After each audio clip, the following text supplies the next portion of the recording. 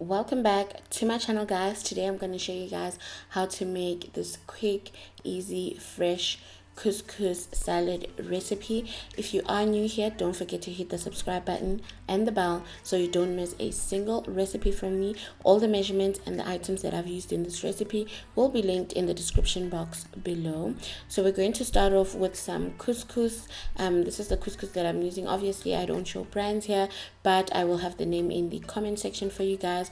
And with couscous, it's a scale of 1:1. If you're going to use 1 cup of couscous, you will then pour 1 cup of water. So here I'm using around 2 cups of couscous, and I will then pour about 2 cups of hot water into the bowl. You're basically going to be adding that like you see me doing right now, and then you're going to cover it for about 10 minutes. It should be ready. During this time, we're going to then prepare the veggies. So the first ones that I'm going to be starting off with is the peppers. I've got some red pepper, green pepper, and then also some yellow peppers, and I'm just going to chop and basically cube them into a like the same size or similar size scale. I'm going to be doing this for all 3 peppers, and then we'll move over to the next veggie. Next, I've got some celery. I'm using the celery stalk, and then I'm also going to be using a carrot. So I'm just going to chop up the celery, also similar size to the peppers, and then also for your carrots, you're going to try and cube them as small as possible to the same scale as your peppers.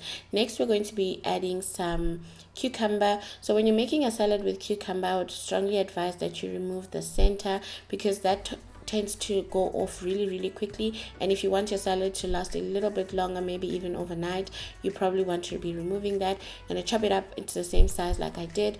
Then I've got some cherry tomatoes. I'm just going to be cutting those into 4. Then I've got some fresh coriander, which I'm also going to just be chopping it up, dicing it up real quick. And then from here, this is all our vegetables nicely prepared, and then we're gonna set those aside. We're gonna move on back towards our couscous. It should be around 10 minutes. It should be ready. You can see this is what it looks like. All you need to do is fluff it up. So after it's been in the bowl with the hot water, it then cooks itself through, and then all you need to do is fluff it up and separate it sufficiently so it can be into those small little pieces that you know. We're then going to season our couscous with some mixed herbs.